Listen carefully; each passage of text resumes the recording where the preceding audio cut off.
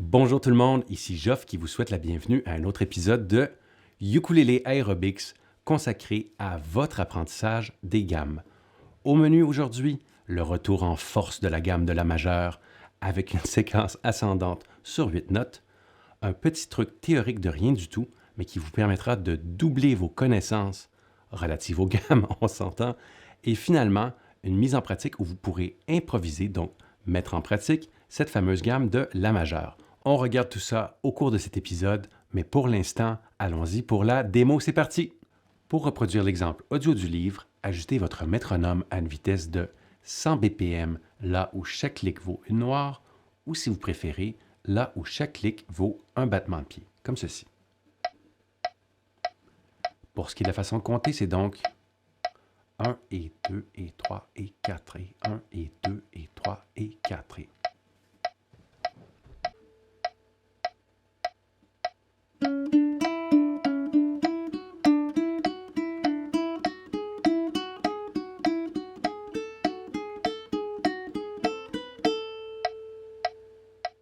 Pour la vitesse réduite, ajustez votre métronome à 50 BPM et activez les subdivisions en croche, comme ceci. La façon de compter sera donc 1 et 2 et 3 et 4 et ainsi de suite.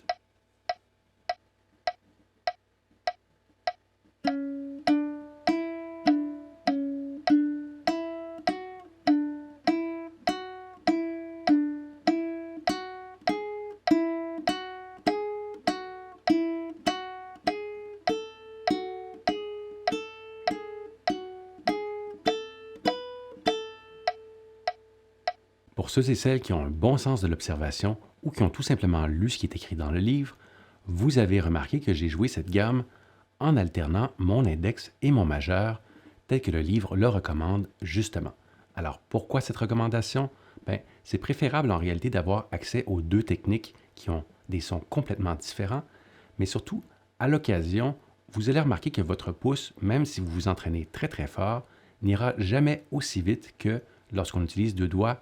C'est logique. Alors, sur ce, allons voir le pas à pas, c'est parti.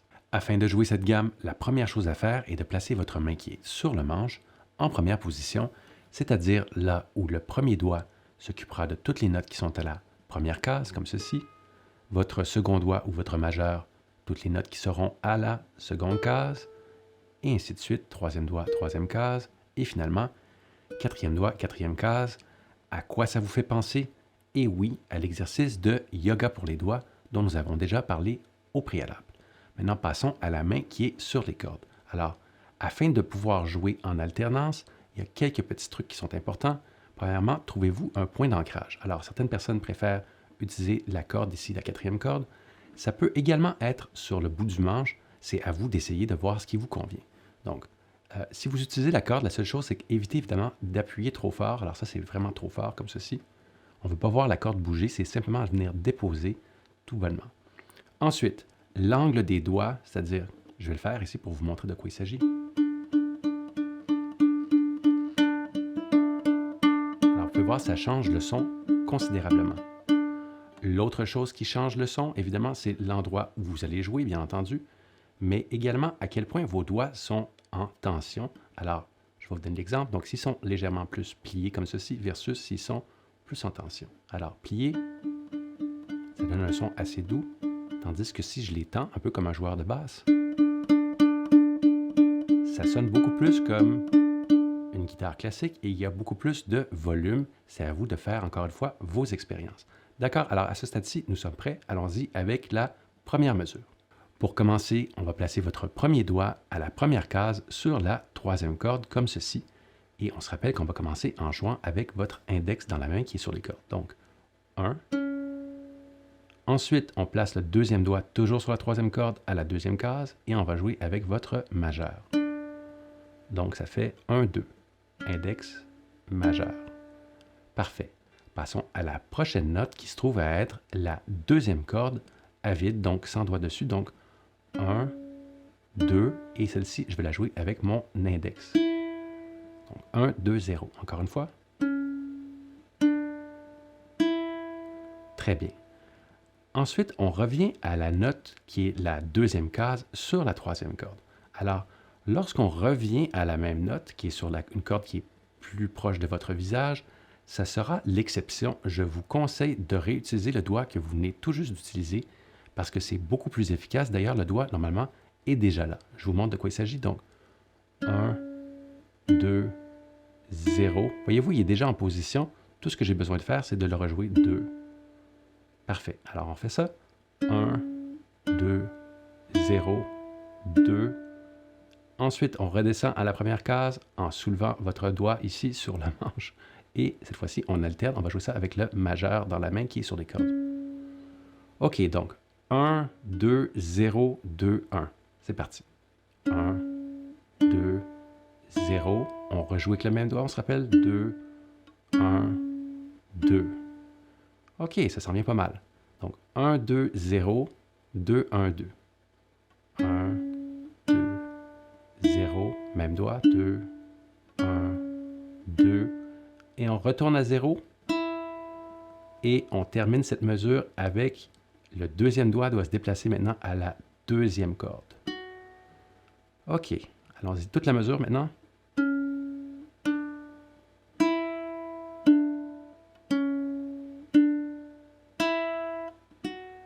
Parfait. Maintenant qu'on a fait la première mesure, et oui, vous l'avez deviné, nous allons faire la deuxième mesure. C'est parti. Alors, la deuxième mesure pour sa part commence cette fois-ci à la deuxième case, donc deuxième doigt sur le manche, et sur la troisième corde encore une fois. Donc c'est 2, et on passe à la corde à vide qui est juste après, donc 2, 0. Et on alterne, évidemment, puisqu'on a commencé avec votre index, donc index majeur. Ensuite, une fois rendu là, qu'est-ce qui arrive? On va jouer la deuxième case, mais on change de corde. Donc 2, 0, on change de corde. On va jouer la deuxième case sur la deuxième corde. Très bien. Et on revient à 0. Donc 2, 0, 2. C'est parti. Et après, qu'est-ce qui arrive? Encore une fois, la corde à vide. Donc 2, 0, 2, 0. 2, 0, 2, 0. Et on revient au point de départ, c'est-à-dire le 2. OK, on essaie tous ensemble.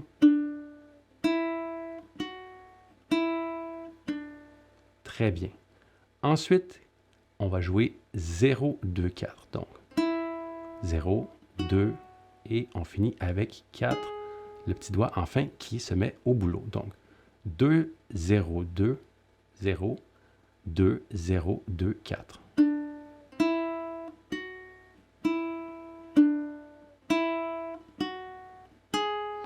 Très bien. Passons maintenant à la troisième mesure. OK, la troisième mesure se passe essentiellement sur la deuxième corde, sauf la dernière note.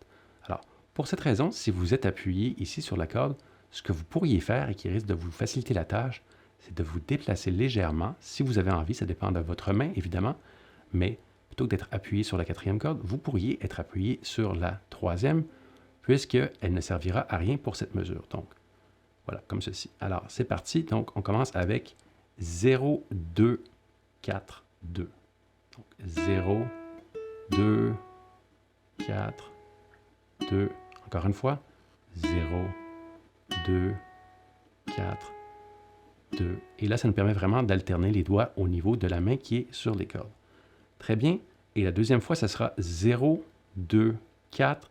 Et puis, on termine sur la corde à vide qui est la première corde. Donc, 0, 2, 4, 0. Et la corde à vide. Encore une fois. Très bien. Si on fait toute la mesure, ça donne donc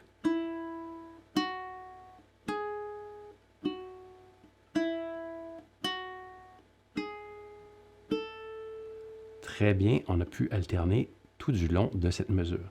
L'avant-dernière mesure, enfin, c'est presque la dernière parce que la dernière mesure, c'est une seule note. Alors, cette fois-ci, on part à la deuxième case, mais sur la deuxième corde. Ça sera donc 2, 4, 0 à vide ici. Et on revient à 4. Alors, allons-y. 2, 4, 0. Et là, on en a parlé tout à l'heure. Lorsqu'on redescend naturellement, c'est préférable de réutiliser le même doigt, donc 4. OK, on refait ça. 2, 4, 0, 4. Et pour le dernier segment, ce sera 2, 4, 0. Et puis, on va déplacer afin de jouer la deuxième case sur la première corde. Donc, 2, 4, 0 et puis 2. Allons-y.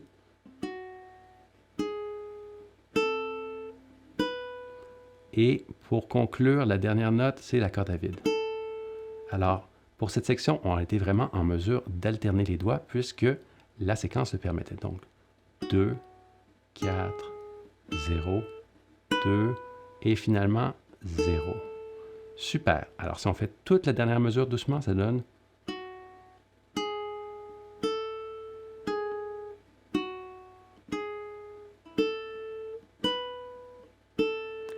Très bien. Petit truc, si jamais pour vous, c'est trop difficile d'utiliser votre petit doigt. Alors, bien entendu, vous pourriez, par exemple, faire plus de yoga pour les doigts. Ça va vous aider. Éventuellement, vous allez avoir assez de force et de flexibilité afin d'y arriver. Toutefois, si jamais c'est trop difficile, alors l'autre truc qu'il peut y avoir, c'est que on fait la première mesure, donc ici en première position. Je vais le faire pour vous, d'accord? Alors, en première position pour la première mesure, donc 1, 2, 0, 2. Ensuite, une fois que la première mesure est terminée, par la suite, nous n'avons plus besoin de jouer la première case. Alors, ce qu'on pourrait faire pour tricher, ce serait de changer de position et passer en deuxième position. C'est quoi l'avantage de faire ça? Bon, évidemment, c'est un peu plus de mouvement, mais ça vous permet d'éviter d'avoir à utiliser votre petit doigt, bien que je vous recommande chaudement de le développer. Hein? Après tout, vous avez juste 4 doigts, alors essayez de les avoir à votre disposition, mais si vous êtes trop impatiente de jouer cette gamme, alors c'est le truc, lorsque vous n'avez pas besoin de la première case dans une mesure, par exemple, vous pourriez temporairement vous déplacer et au besoin, en redescendant, vous redéplacer. C'est tout à fait acceptable, bien que, encore une fois, d'autres pourraient faire valoir la cause du fait que de ne pas bouger du tout la main, enfin, à part les doigts, c'est encore moins d'effort. Ça dépend de votre type de paresse. Donc, on va essayer de voir maintenant ce que ça donne en mettant 2 mesures à la fois. C'est parti.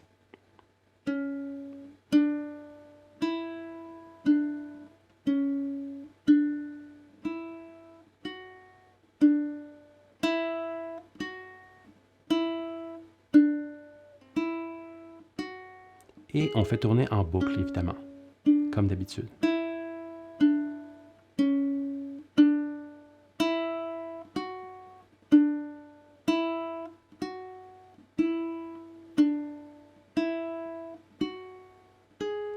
Autant de fois que vous aurez besoin de le faire avant que ça devienne clair pour vous, parce que c'est l'objectif. Une fois que ça c'est fait, on fait le même exercice, mais avec les 2 dernières mesures. Alors, c'est parti.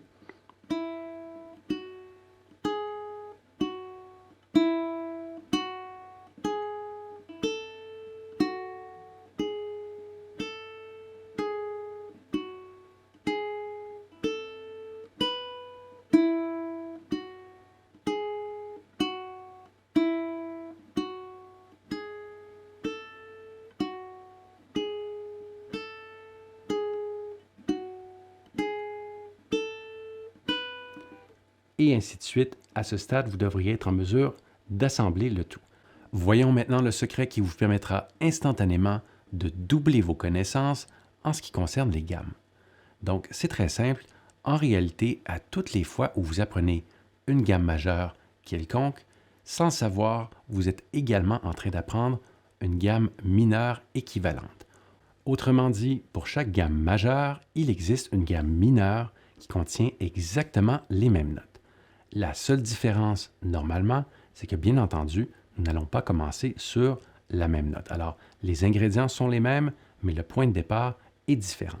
Donc, comment fait-on pour savoir quelle gamme mineure nous sommes en train d'apprendre à l'insu de notre plein gré lorsque nous apprenons une gamme majeure? Alors, ce que vous allez faire, c'est que vous allez prendre votre tuner ou votre accordeur électronique comme ceci, et vous allez trouver la note qui correspond au nom de la gamme que vous apprenez.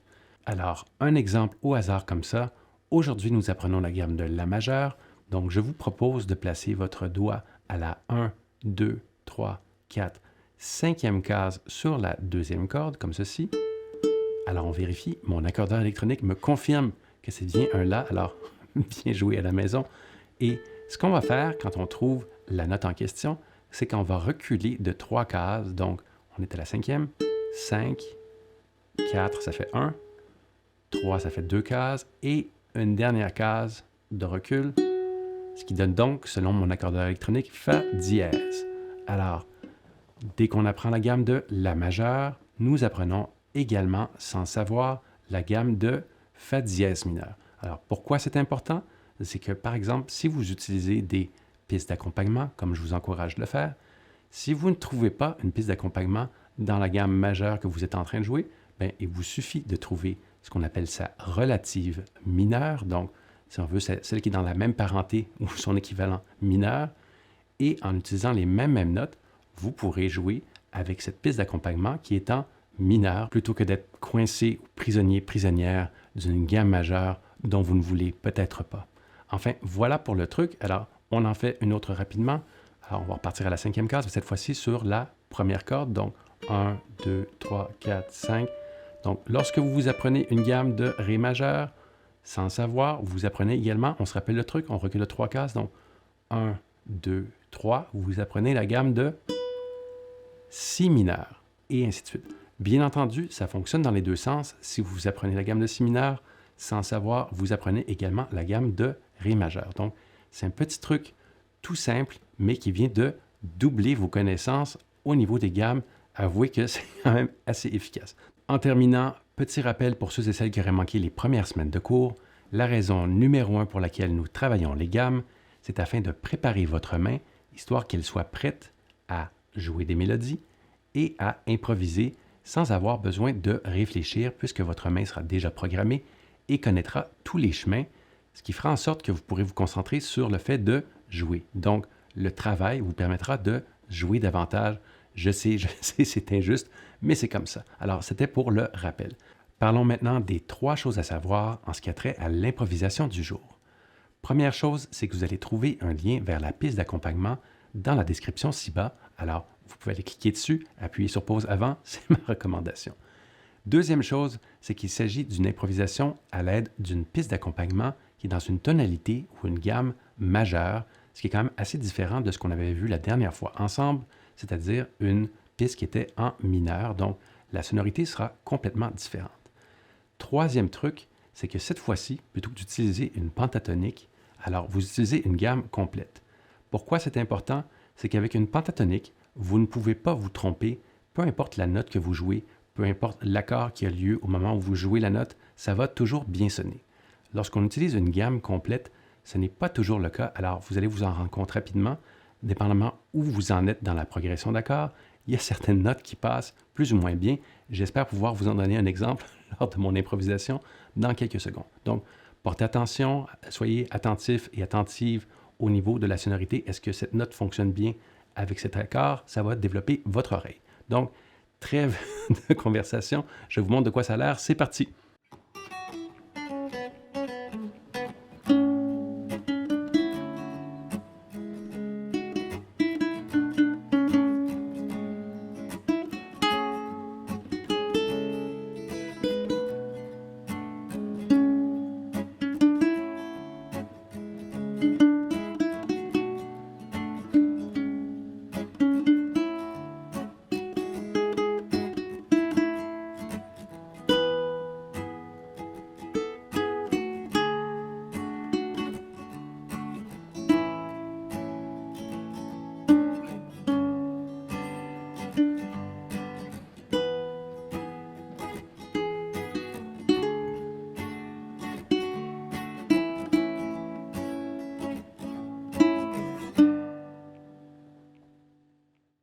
Bref, voilà pour l'exemple, c'est maintenant à vous de jouer et n'oubliez pas, le plus important, c'est de s'amuser. Sur ce, j'espère que vous avez aimé cet épisode et si c'est le cas, je vous invite à cliquer sur le bouton like plus bas et à partager cette vidéo, voire cette chaîne avec vos amis, avec vos connaissances et même avec des étrangers sur les différents réseaux sociaux. Sur ce, je vous souhaite une excellente journée et on se revoit demain pour le legato. Bye tout le monde!